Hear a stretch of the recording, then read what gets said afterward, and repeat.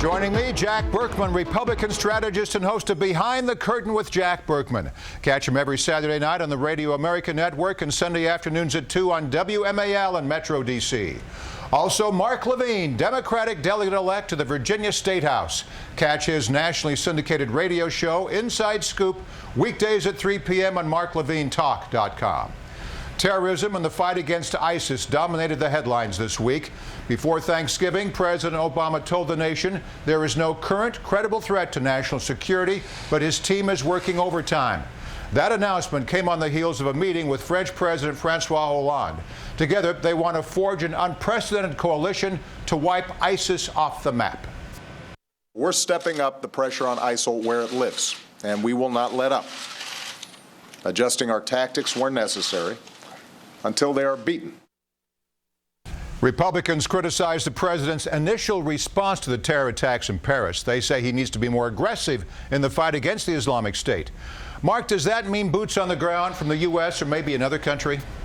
I hope not, but I have to say it's looking increasingly likely. I think this thing's frankly been bungled from the beginning, but I really liked the press report, the conference that Barack Obama had with Francois Hollande. I watched a lot of it, and in that he seemed to finally get it. I really liked when he talked about a coalition of 60 nations against a coalition of 2, Russia and Iran. He seems to understand where the problem, and that it's a multi-dimensional problem. We can't just fight ISIS. Right. If we don't fight Assad, if we don't fight Assad as well, we're never going to stop the things that build. You said the magic words, Mark. He finally seemed to get it. Yes, Obama finally seems to get it 3 years later, but the point is, why did we wait 3 years, and why did we have to wait for an attack on Paris to destroy ISIS? Why are now the French leading the global coalition to destroy ISIS? And worse than that, you realize how absurd all of this has become. We now have created an entree, a legitimate diplomatic entree for the Russians to return as the white knight hero to the Mideast, to their traditional role of backing Assad, and now, this week with the Turks shooting down the Russian plane, now the Russians have license to bring missiles to Syria. Well, Jack, it's a mess in the Middle East. We don't know who our friends are. Why not let Russia take the lead on this? If the minute we get involved, they're going to bomb us even more. Why not let Russia do it? Give it to them. It's a mess. Well, here, have it.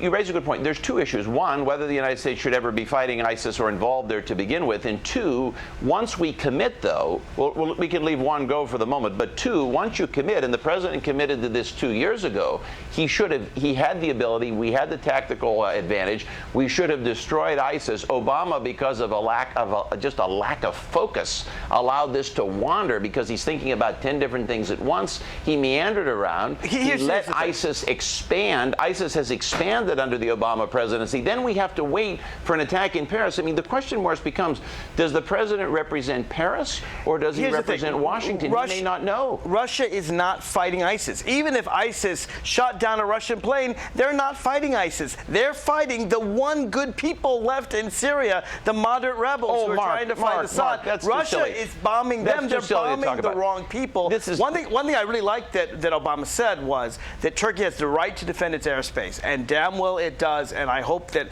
we encourage Turkey to defend its airspace. And Turkey doesn't like Bashar al-Assad. One more thing, Mark. Don't you think that Obama's trying to just kind of exit stage left while he can get out cleanly during this final year, leave his legacy intact and not get mired down in another war? Isn't that one reason why he's kind of tepid on going after any of these factions here and there? It is an ugly mess, and President Obama did win his primary with Hillary Clinton in 2008 by being the non-interventionist president. Frankly, I like her solution a lot better than his. I admit it. All right, let's move on to GOP presidential primary frontrunner Donald Trump.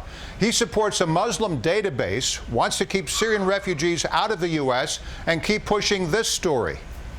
During a speech recently, I said that I saw in parts of New Jersey, Jersey City, but parts of New Jersey, I saw people getting together and in fairly large numbers celebrating as the World Trade Center was coming down, killing thousands of people. All right, police, journalists, and fellow conservatives call that assertion patently false. Mark, Trump has a big microphone. Everyone calls him a liar, but he just doubled down.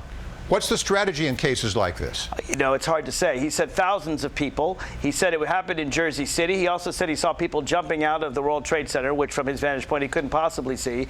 He wants to repeat these things because he thinks it'll make him popular, but he has no moral qualm about saying things that are very clearly lies. And when called on those lies, he does double down. And I have to ask myself, why do Republicans want this kind of person to be their president? Jack, you're the Republican strategist. If you were advising Donald Trump, would he take your advice, and what would you tell him? He would never take it, but I would advise him to keep on going. Sure, he's becoming he's becoming the Brian Williams of Republican politics, of national politics. Which he called Lion Brian Williams, but as we've said before, it doesn't stick to Trump. Here's what he's doing. Here's what it's all about politically, Morris. The strategy is to move as far right as you can on Muslim and xenophobic issues. This is what Trump wants to do. But he's not going to win a general election, though. He'll win the primary, maybe. Well, that's true. That's true. Now, with these candidates, the primary is so ferocious, I would advise them you can't even think about the general. The strategy is you move to the right, you win the primary, and then you come back to the center. But it tells us something about your party, Trump has a lot of weapons to come back to the center. Trump can just about run pro-choice. He's been pro-life. Jack, it tells us something about your party, that you don't care about the truth and that you go to the party, the person who spreads the most fear. That's the nature of the Republican Party today, isn't it? All right, one more thing, Jack. The Washington Post editorial board called Trump a bully who's promoting brutal policies. They think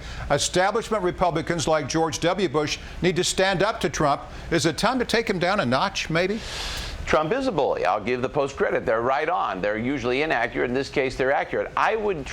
Trump will get to the point soon. It might not be time yet. At some point in the next 30 days, you will see the character Trump modify. They will modify the character. He will modify the character that he plays. And that character will come down a notch as you get closer to Iowa. I think he's done a good job. We're talking about, this has gone on for 9 months. Trump, Trump, Trump. Yeah, all right, it might not matter, but the latest poll from Quinnipiac University has Ted Cruz gaining in Iowa. Last month he polled at 10%. Now Cruz sits at 23%, only 2 points behind Trump. What happens if Cruz wins in Iowa, Mark? Well, it's possible. I mean, anyone can win in Iowa. Huckabee won 1 year. I think Michelle Bachmann won a year. Santorum won a year. They don't seem to be spoken of as the next president of the United States. It really doesn't mean much. I think Cruz comes off as he says the things that Trump and Carson says, but he's a senator. I think they're all way too extreme for the American people, but not too extreme for the Republican Party. Before we move on, what do you think if Cruz wins Iowa? I think Mark's largely right. I think, except for the extreme part, I think Iowa's a real toss-up. You might even see Santorum win Iowa. He's beloved there. Cruz could win. Trump could win. Carson could win. It's very difficult to predict a caucus. Anybody that tells you somehow they can predict a caucus is half well, crazy. Except I think I think Santorum. People say who's sent. You know, I think he's off done. the radar. Hillary Clinton still holds a solid majority in Iowa. She got another boost this week from an unusual source.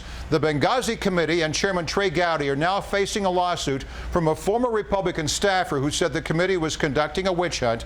Mark, this has become a political circus. At this point, is the Benghazi Committee helping or hurting Clinton's campaign? I think it's helping because this staffer, who's a rock-red Republican, basically said the committee is only going after Hillary. They're not focusing on what happened in Benghazi. He was fired for saying it, and now they're claiming that he mishandled classified information. That's a felony, and therefore that is defamation. He's suing them for defamation. All it does is point out how political this thing is to begin with. Hillary Clinton shines through. Capitol Hill is filled with disillusioned staffers in both parties who want television coverage and who want attention and who are mad at their bosses. I do think politically it's time to bring the committee's activities to an end. I don't think there's any more political gain from all this. Which is a concession that it's helping Hillary, isn't it? Well, it's old. Whether it's helping or not, I agree. It's just, let's move on. It's really old. It's time. All right, before we go, let's talk Turkey. The conservative online publication, IJ.com, just released this video. It's ruffling a few feathers. One of the presidential prerogatives every year near Thanksgiving is the ability to pardon a specific turkey.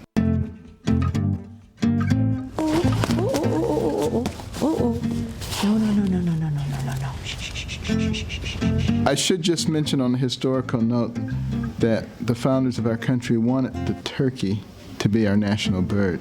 And so if I'm president, this is the turkey that I would have picked, otherwise well-behaved. I think you're so beautiful you should be pardoned. Really not done anything that I think should cause us to frown upon her. I'm pardoning it for being ugly. It agrees. Former President George H.W. Bush formalized this strange tradition. Presidents pardon a turkey, then eat a turkey on Thanksgiving. What gives, Mark? It's just one of those crazy American traditions that we all go. My favorite turkey story is when Sarah Palin is out there and a guy is actually taking a turkey upside down and cutting its head off, blood spattering all over the place. That's my favorite turkey That's memory. the rough life in Alaska. Jack, any comments on turkeys here? Morris, I don't know. I think Marco Rubio could tell a joke. It's the first time I've ever seen Rubio in a moment of levity, so I'll give him credit. I think he's rising. We'll follow it into the new year. Jack Berkman, Republican strategist. Mark Levine, Democratic lawmaker. The best political panel on TV. Thanks to you both. Thank you, guys. Thanks, Morris. Thanks, Mark.